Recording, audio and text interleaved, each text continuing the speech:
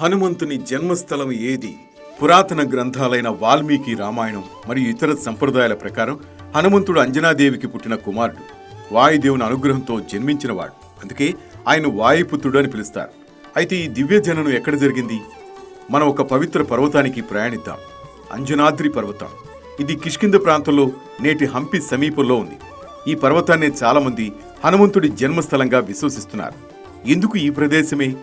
అంజనాద్రి అనే పేరు స్వయంగా ఆయన తల్లి అంజనాదేవి పేరు నుంచి వచ్చింది. స్థానిక సంప్రదాయాలు, ఆలయ చరిత్ర, శతాబ్దాలుగా కొనసాగుతున్న ఆరాధన ఇవన్నీ ఈ ప్రదేశాన్ని పవిత్ర జన్మభూమిగా సూచిస్తున్నాయి. ఇక్కడి భౌగోళిక నిర్మాణం కూడా రామాయణంలోని కిష్కింద వర్ణనకు దగ్గరగా ఉంటుంది. రాళ్ల కొండలు, గుహలు, అరణ్యాలు, ఎత్తైన ప్రాంతాలు, వానర రాజ్యానికి సరైన వాతావరణం. ఈ రోజు కూడా అంజనాద్రి పర్వతాన్ని ఎక్కినప్పుడు భక్తులు ఒక ప్రత్యేకమైన ఆధ్యాత్మిక శక్తిని అనుభవిస్తారు.